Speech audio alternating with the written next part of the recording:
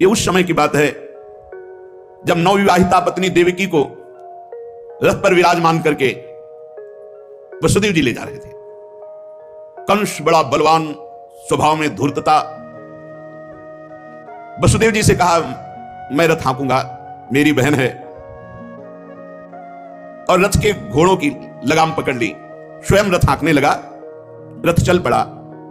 जिस समय घोड़ों की लगाम पकड़कर कंस रथ हाँक रहा था, उसी समय स्पष्ट आकाशवाणी हुई, अरे मूर्ख, जिसको तू रथ में बैठाल कर लिए जा रहा है, उसकी 8वें गर्भ की संतान तुझे मार डालेगी। भोजवंश का कलंक। आकाशवाणी सुनते ही कूद पड़ा रथ से, तलवार खींच ली और बाल पकड़े देवकी के। वसुदेव देवकी के लिए आदेश किया, तत्काल हथकड़ी बेड़ियों से जकड़ करके इनको कैद खाने में डाल दिया जाए और बहुत ही कठोर पहरा लगा दिया जाए। वर्ष वर्ष में जो संतान होती मारता गया, उसे हर बार शंका बनी रहती, पता नहीं वो भगवान किन बालक के रूप में प्रकट हो जाए। जब कंस ने एक एक करके देवकी जी के 6 बालक मार डाले, तब देवकी के 7वें गर्भ में भगवान के अंश स्वरूप अनंत महिमा अनंत बलशाली भगवान शेष जी पधारे देवकी जी के गर्भ में। अनंत भगवान जब 7वें गर्भ के रूप में देवकी के उदर में पधारे, बड़ा आनंद। पर देवकी जी को लगा कि कंस इसे भी मार डालेगा, इसलिए वो रुदन करने लगी। विश्वात्मा भगवान ने देखा कि माता को बहुत दुख है और यदुवंशियों को कंस सताए ही जा रहा है, तो अपनी योग माया का स्मरण किया और योग माया को आदेश किया, देवी कल्याणी, तुम ब्रज में जाओ, वह प्रदेश ग्वालों और गौओं से सुशोभित है। वहां नंद बाबा के गोकुल में वसुदेव जी की पत्नी रोहिणी गुप्त रूप से निवास कर रही, उनकी और भी पत्नियां कंस के डर से गुप्त स्थानों में रह रही। इस समय मेरा महान अंश, जिसे अनंत शेष जी कहते हैं, देवकी के उदर में गर्भ रूप से विराजमान है। तुम जाओ वहां से उस गर्भ को रोहिणी के उदर में रखो, मैं स्वयं आ रहा हूं, विलंब से आने जा रहा। अब मैं समस्त ज्ञान बल आदि अंशों के साथ देवकी का पुत्र बनूंगा और नंद बाबा की पत्नी यशोदा के गर्भ से तुम प्रकट हो। योग माया को आदेश किया। जब योग माया ने देवकी का गर्भ ले जाकर रोहिणी के उदर में रख दिया, तब समस्त द्वारपाल और सब जगह खबर पहुंच गई, गर्भ नष्ट हो गया। देवकी, किसी को आंतरिक पता तो है नहीं, नगरवासी बहुत कि बेचारी के 6 तो मार डाले गए और 7वां गर्भ नष्ट हो गया। हाय, कितना कष्ट देवकी को है। देवकी जी भगवान का निवास स्थान बन गई। परीक्षित, अब समस्त शुभ गुणों से युक्त बहुत सुहावना समय आया। रोहिणी नक्षत्र था। आकाश के सभी नक्षत्र, ग्रह और तारे सौम्य हो रहे थे। अब तो काले काले मेघ आकर मंडराने लगे और धीरे धीरे गर्जना करते हैं। भारी वर्षा प्रारंभ।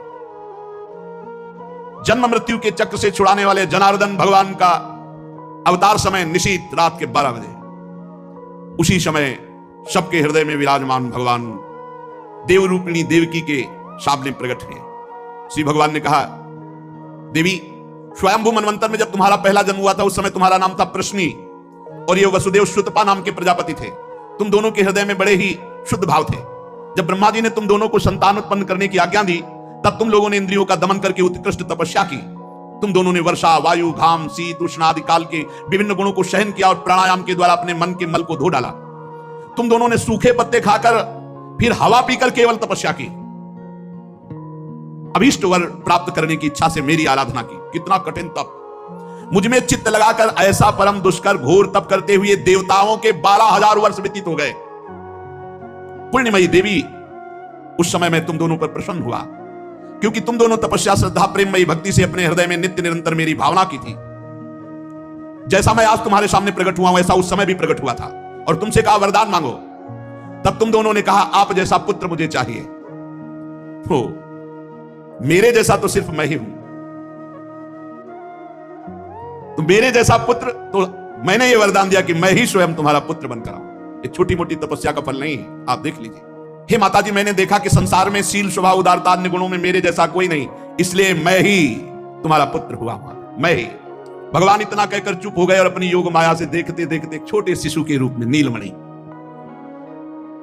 वसुदेव जी ने देखा भगवान तो भालू रूप हो गया। अब तो और डर लगा, कहीं कंस को पता चल गया और तलवार लिए हुए आवे, कुछ अमंगल करे। बहुत घबरा गए और भगवान ने कहा कि मुझे गोकुल पहुंचाओ, नंद बाबा के यहां सुधा मैया के पार्श्व में सुला के आओ। मुझे तुम्हें डर लग रहा है, मैं मारूंगा इसे, पर अभी मुझे पहुंचाओ वहां। भगवान की आज्ञा का पालन करने के लिए जो ही चेष्टा की, तो अपने आप हथकड़ी बेड़ियां कट गई और बड़े बड़े दरवाजे, कोई 1-2 नहीं थे, कई दरवाजे थे कंस के कारागार के, फटाफट सब ताले टूट गए, दरवाजे खुल गए। अद्भुत चमत्कार। और जितने पहरेदार घोर राक्षसी स्वभाव के, जिंदा खा जाए ऐसे पहरेदार थे, सब मूर्छित घोर निद्रा में। अब हथकड़ी बेड़ी कट गई, लाला को लेकर के चले।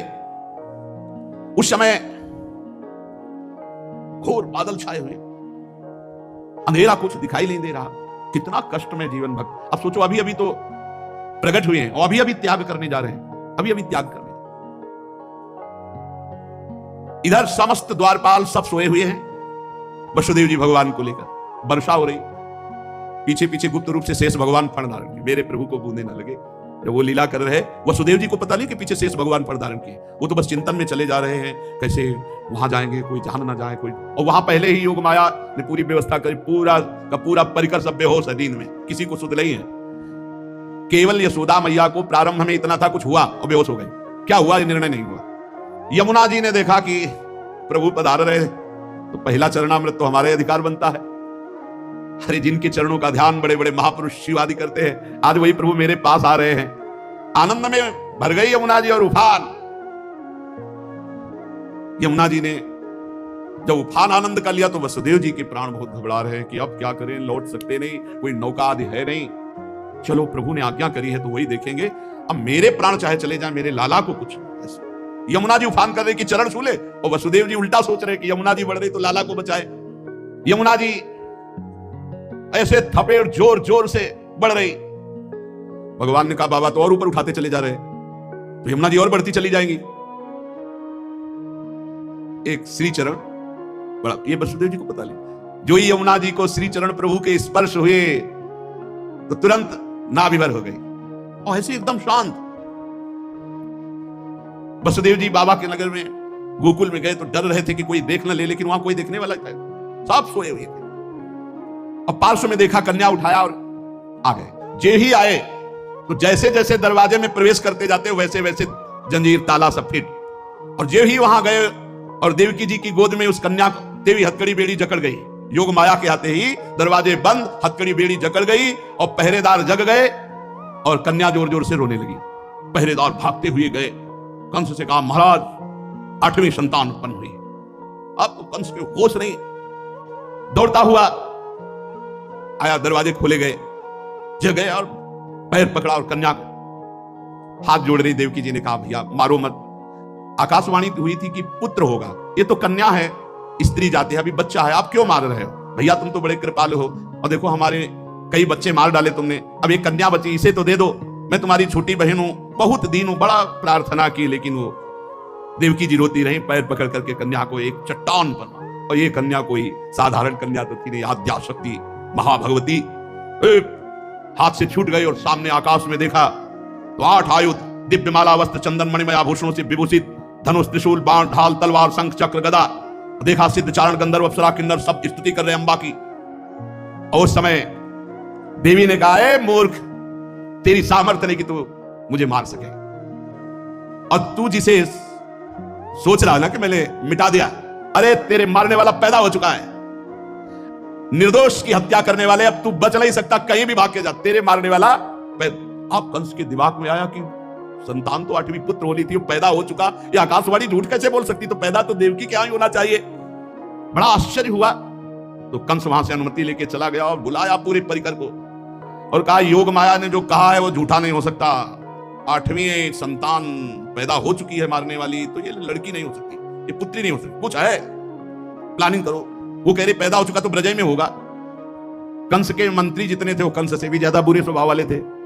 उन्होंने कहा महाराज आज्ञा करो, ब्रज 84 कोस में आज से लेकर 10 दिन तक जितने भी बालक हुए सब मार डालेंगे हम लोग। बड़ा प्रसन्न हुआ इसका प्लान कि सबका नाश